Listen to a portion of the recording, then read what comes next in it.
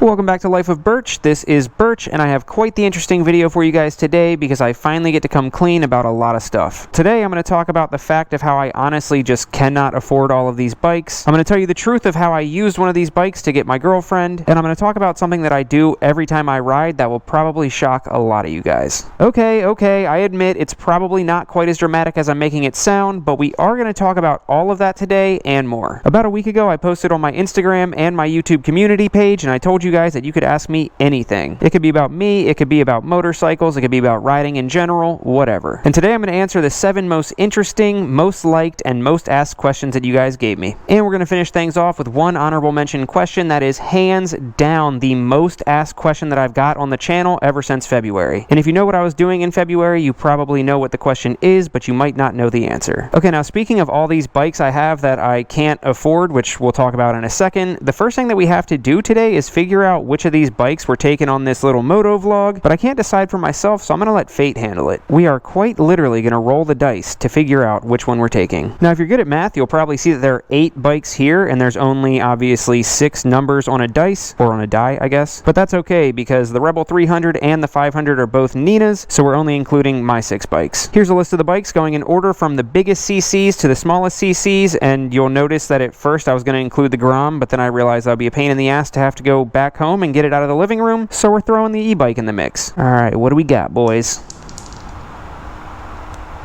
5. What is that? Dude, no way did the Talaria win. Alright, well, you guys have only seen the Talaria... Wait, have I only shown the Talaria once on the channel before? I was going to say twice, but I think you've only seen it when I bought it. Okay, well that works. Sorry for any of you guys who wanted to see one of the actual bikes, but I'm super stoked to take this thing out because I've been loving it. And without further ado, let's kick things off with question number 1 from Dylan TMGYT on YouTube. What kind of bikes did you have before you started doing YouTube? Not only is that a great question that I get asked a lot, but it's also a good question to segue us into the first big topic of not being able to afford my bikes. And I think the easiest way to answer this question will be to just put a screenshot up on the screen of the list of all 16 bikes that I've had. And you can see that I had the 1992 VFR 750 and the 2017 Honda Rebel 300 before I started doing YouTube. And the Rebel 300 is what kind of got me into YouTube. I've talked about this before, but the Rebels came out and I thought they were really cool, like the newer ones. So I looked into them. I happened to find a really good deal on a Rebel 300, so I'm like, okay, that could be cool to get, but will I be okay with the lack of power, since I at that point had been riding my VFR 750 for like 5 years. And I realized as I was looking into everything that everybody had the same question. How slow is it? Can it handle highway speeds? But there were no videos about the answer. So once I got it, I decided to make the video. It did really well, surprisingly, and that's kind of what gave me my bump start into YouTube. So yeah, those are the first 2 bikes that I had before YouTube, and then after YouTube, that's what kind of allowed me to get more and more bikes. And at this point, every single bike that you see on that list has been featured on the channel in some way, shape, or form, and you can see which ones have been sold, which ones ended up going to Nina, and which ones are, if you know, you know, ended up with some subscribers at a certain point. Although unfortunately, both of the subscribers who got my old bikes have both sold them since then. You'll also see that the Talaria is not on that list because that's just motorcycles that I've had in the past, and honestly, when I started making that list for this video today, I did not expect to even be on the Talaria, so pleasant surprise, but toss that in the list too. And quick side tangent, this thing is so much freaking fun. I haven't really found much content that I can make with it, so I haven't really shown it since I bought it, but this thing has 556 miles on it right now. So to put it in perspective, I bought this thing in like February or March of this year, and it already, by the time that we're done this ride today, will have more miles on it than my XR 150 that I bought like 14 or 15 months ago. Now that big long list of bikes is the perfect segue into question number 2 from G Hill on YouTube, who asked, do I finance my bikes or do I pay in cash? And that one, I believe, was the one that got the most likes on YouTube, so obviously you guys want to know this. I've been asked it a whole lot in the past before as well, and if you've been around on the channel for a while, you know that I've always sang it from the rooftops that you should only buy bikes in cash, you should never finance them. I can't breathe, it is so hot, dude. My mouth is all dry. But yeah, I have sang it from the rooftops that you should only pay in cash. All I ever do is pay for my bikes in cash. It's the only right thing to do. I mean, if you've been around long enough to see me buy my Rebel 1100, you would know that I even flexed hard enough that I went to the dealership with like 11 grand in cash in my pocket just to show I wasn't financing it. But like I said,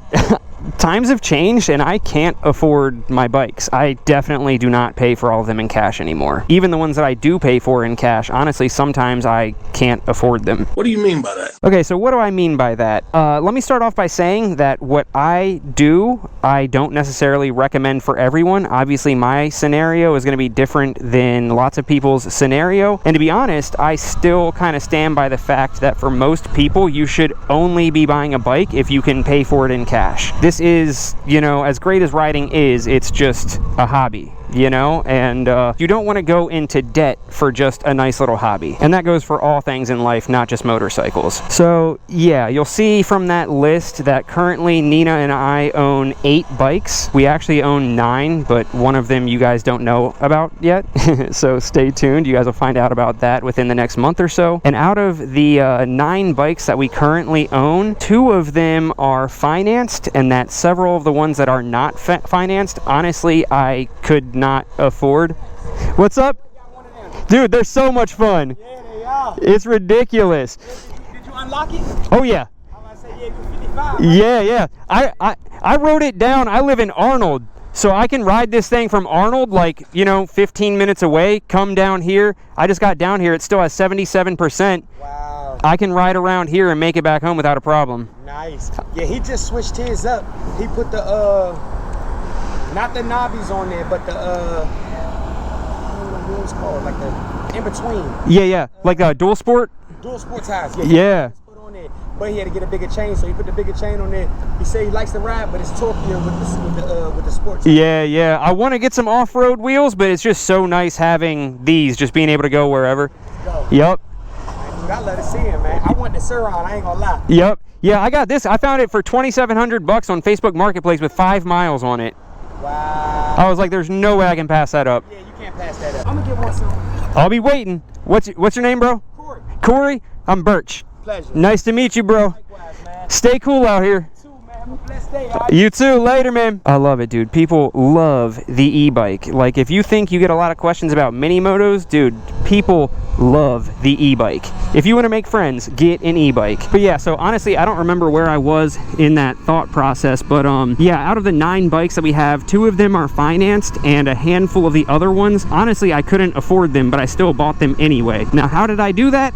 It's gonna sound stupid, and I don't recommend this to any of you, but I'm chasing my dreams and I believe in myself. I paid for them in cash, with cash that I had set aside for a rainy day or bills or tax money or whatever. And honestly, lots of the bikes that I get, they pop up with such a good deal that I can't turn them down. So I pull the cash out, I go and buy the bike, and I do it knowing that me personally, because I'm a full-time content creator, I'm gonna make a return on that based off of the videos and the content that I make. And I always only buy bikes if it's a good enough deal that I can also eventually sell it and at a minimum break even, if not make money off of it. Now, in the meantime, between when that happens, yeah, there's some financial stress going on, and I gotta put a lot of extra stuff on my credit card, which, like I said, is not a good idea, and I do not recommend doing it. But like I said, this is my livelihood. This is my income. The more bikes that I have, the more content that I can make. The more bikes that I ride, the more experience I have with different bikes, the more I can give you guys better advice. If I did not have a YouTube channel, I would not be balling out with 9 bikes, okay? Lots of you guys ask questions and you see all of the bikes that we have and you think that we're balling. I can assure you, I am broker than I have ever been. I am in way more debt than I have ever been. So don't let the internet fool you. But I also am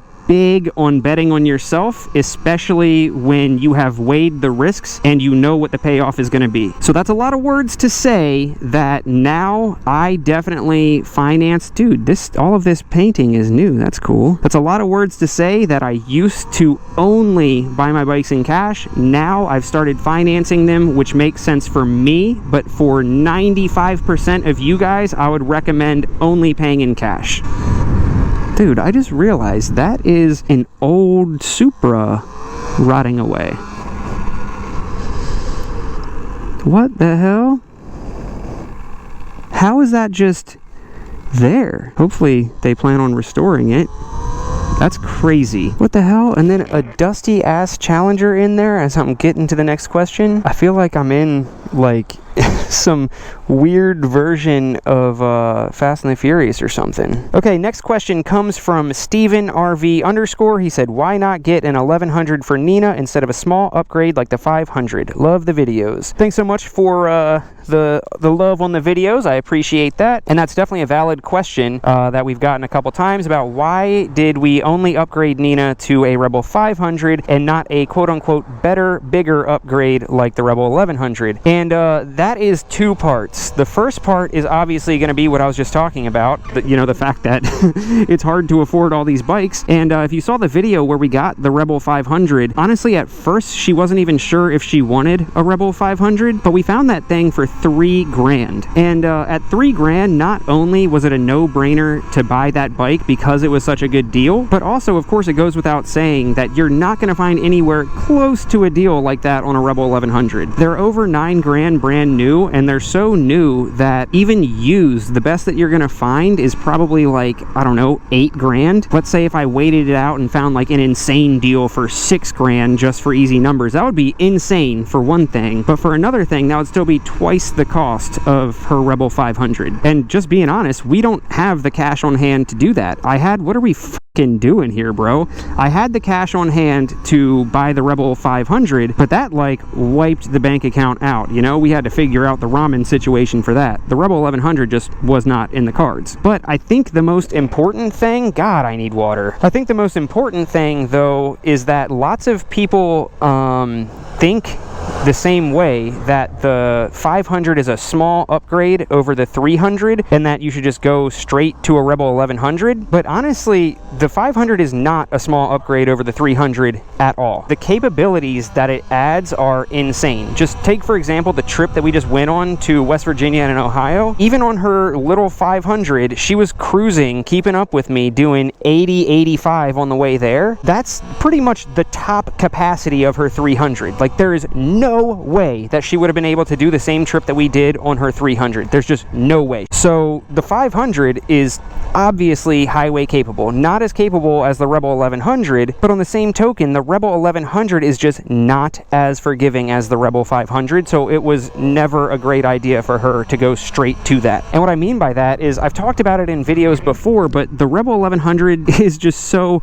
unforgiving. The off-on throttle is very twitchy and jerky. You have to be very precise with the clutch, not to mention it weighs 80 pounds more and just feels like such a bigger bike, especially to someone her size. And highway riding is not the norm for us. It's not the kind of riding that we normally do. It's not the kind of riding we enjoy. We just do it sometimes to go see friends. So buying a bike based off of its highway capabilities and everything is not the goal in the first place. The kind of riding that we enjoy doing, and especially she enjoys doing, is just going through downtown like this, going on back roads that are 45 miles per hour. And just being honest, scoot the over. Anyway, just being honest, the Rebel 500 or any of the Honda 500 series is so much easier to ride around downtown and stuff like that. So much more forgiving, especially for a newer rider. You can screw up with the throttle, screw up with the clutch, and nothing drastic is going to happen.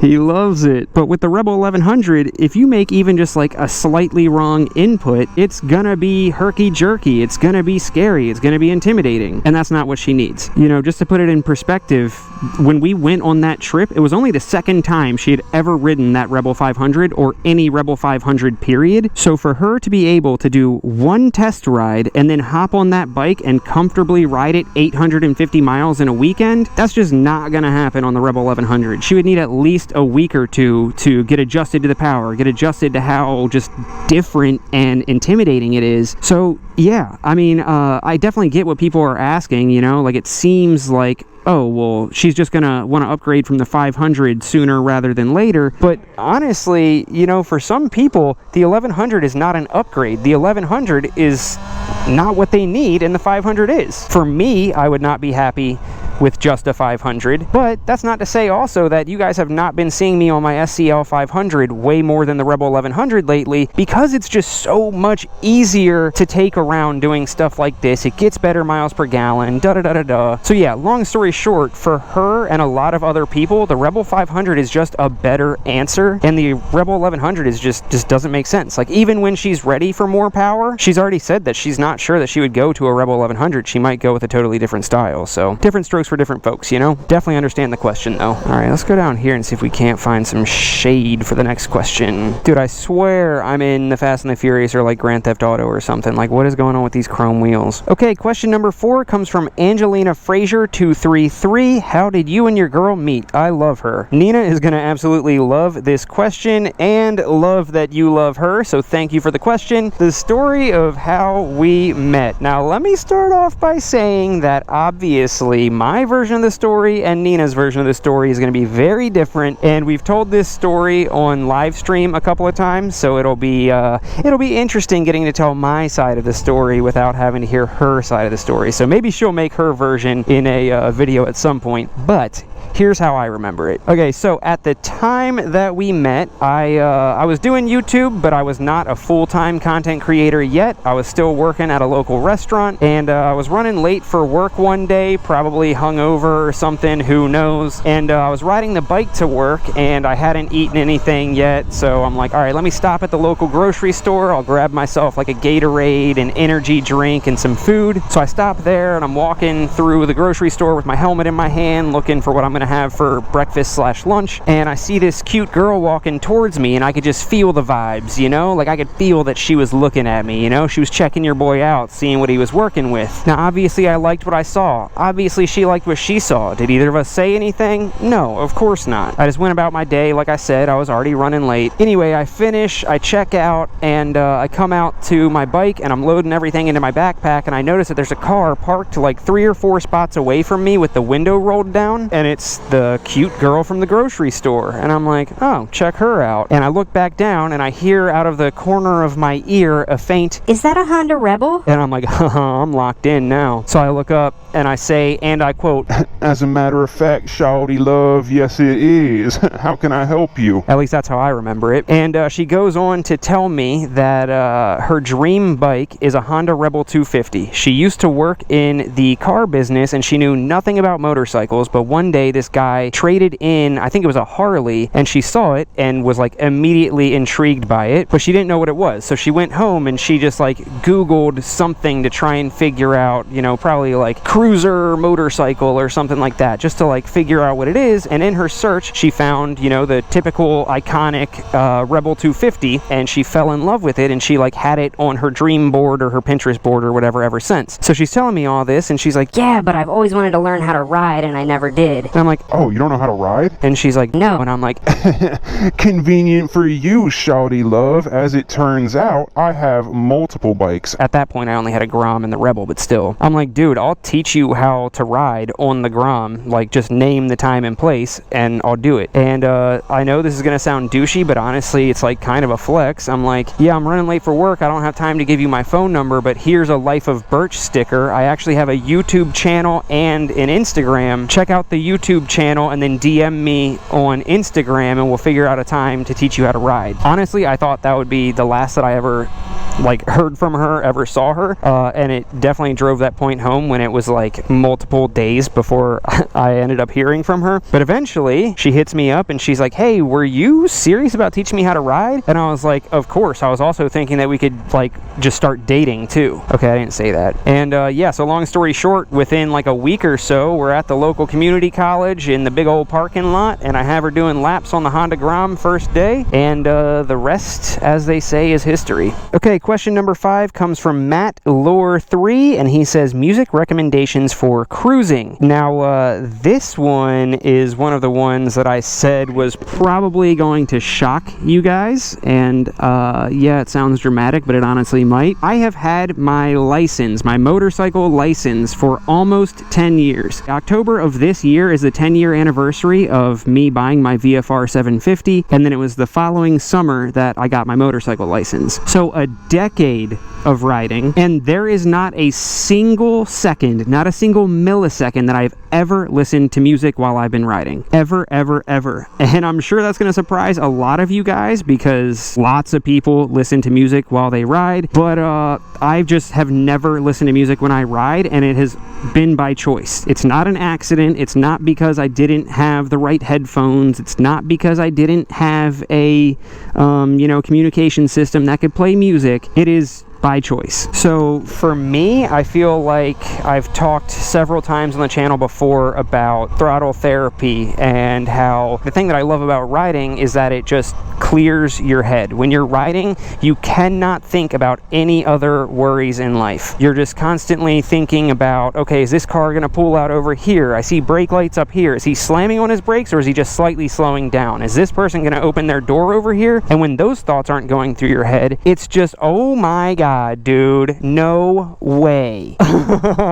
Somebody threw a bird scooter in there and then somebody retrieved it. That was in there for a schminute, dude. It is an ecosystem. That is insane. The most surprising part is that I just went down some random dead-end street. We're not even near, like, downtown. You know what I mean? I would expect that, like, by all the bars down there. Why would somebody ride this down here and just throw it in? Anyway, yeah, for me, riding is about the calming of the mind. And, you're either thinking all those things to the point that you can't think anything else, or it's just time for you to be with your thoughts and just work everything out in your own head because you don't have any other things going on in your head. We live in such a social media, short form content, flashing light society that it feels like constantly everyone just has something stimulating them, something going on. You're just always chasing that next high. But you can't have any of that on a bike. It's just you. There's nobody texting me needing something. I am not distracted by the 50 DMs that I have from people that need my attention. And I feel like for me, the music would ruin that experience. It would no longer just be me, the machine, and my thoughts. It would now be music distracting me. It would no longer be the only silence that I have in my life. It would no longer be the calming of my mind. It would just be more stimulation. And especially coming from a BMX riding background where like music helped dictate my mood. If I was too scared to throw myself down a big stair set, I just turn on some gangster ass rap music and go get the job done. I don't want the music to also like influence the way that I ride at all. So for me, I have never listened to music a day in my life on a motorcycle, and I don't plan on it. But if that question was also like a two-part, what do I listen to? I'll leave a link below to Birch's Bangers playlist on Spotify, and I'll make sure to update that before this video comes out so you guys can see what I've been listening to lately. Okay, I need some sort of a beverage before we continue with this because it is 93 degrees, not including the heat index, and I am dying. Water! Oh, good grief. Shade and water is just what the doctor ordered, probably literally and figuratively. Okay, question number... What are we on? Question number 6. Oh, after this, we only have one question left. Andy Lash 98 says, what's your bucket list motorcycle trip / ride? Good question, and it's a 2-part / 3-part answer. The first part of it is that up until recently, I don't think I really had any like bucket list ride because I just like doing rides like this. Like I said, I just like mattress of the day. Anybody? What the hell? I just like exploring, I don't really like the destination stuff. I don't like the long highway riding. If it were up to me, I would honestly trailer like a few bikes with me to a spot and then, be at like a cool city and be able to explore different stuff on the Rebel and then on the Scrambler and then on the e-bike or whatever. The second part to that is that I guess my most realistic dream list ride is actually going to be happening in a couple of months here. We still don't have the dates locked in, but Nina and I are going to be going to Scotland, which is super exciting. She was actually born and raised in Scotland. She moved here when she was 11, and she hasn't been home in quite some time. So we're working it out to where we can go to Scotland for hopefully like 2 or 3 weeks. And one of my subscribers actually, I guess, rents out bikes over there and offered us one or a couple of his bikes if we need it pretty much the entire time we're there, which is going to be awesome. awesome. I have never left the country. I didn't even get my passport until it came down to like planning for this trip, and I think we're supposed to be going sometime end of September or early October. I'd love to do some sort of a Life of Birch meetup while we're there, even if it's only a couple of people. Like, when am I going to get back over there anytime soon? I would love to meet some subscribers over there. So yeah, very, very, very excited about that. Scotland on motorcycle was never on my bucket list until I found out that we could actually realistically go, and now it definitely is. Oh my god, dude.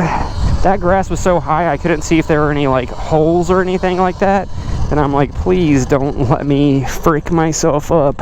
And then the third part to that is what has been kind of like my dream trip for as long as I can remember. Dang, dude, I wanted to go down on that pier. I would love to go to Japan. It's kind of always been on my bucket list just because, you know, my first cars were all Civics. I had a Civic hatchback that I loved. I had that thing for 11 years. So that was always like my dream, was to like go to the motherland, you know? And now, obviously, all of my bikes are Hondas, Japanese, so that played a big part in it. But then like the more that I see other people go to Japan and I watch like other content creators do stuff there, it just, the culture there is incredible. Everyone is so respectful, everything is so clean, everything is so beautiful. So yeah, Japan is definitely goals. Why am I backing up like this, dude? What am I doing? Yeah, some kind of cool motorcycle would be great while I was there.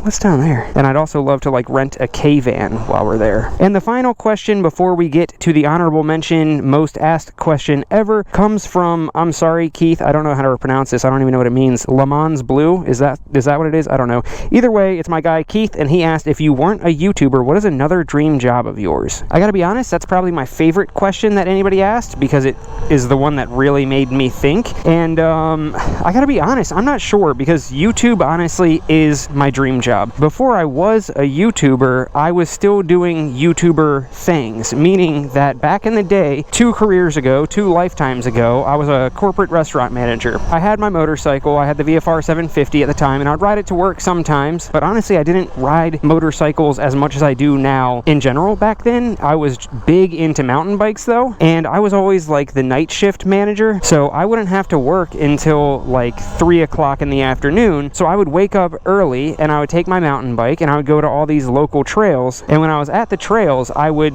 like make little edits of me riding, you know, like I would find a sick trail that I could do that had jumps and everything, and I would do the trail several times, but each time set up my camera in a different spot and then edit it together so it looked like it was one run. Does that make sense? And then as I'm getting ready for work, like as I'm brushing my teeth, as I'm sitting on the toilet, whatever, I'm editing that video together to put on Instagram. Even when I put out my first YouTube video, it was more just to like give people information. Like I didn't know that YouTube could be a job for a normal person. Like I always thought YouTube was for, you know, the Jake Pauls and the Logan Pauls of the world. Like I never thought like, oh, you can make a normal living on YouTube. It's not just for ballers, you know? Like I thought you either made nothing or you were a YouTube millionaire. It never crossed my mind, hey, you could just go make like 60 grand a year on YouTube and be happy. I am not going down there through that traffic. We will find something else to explore through here.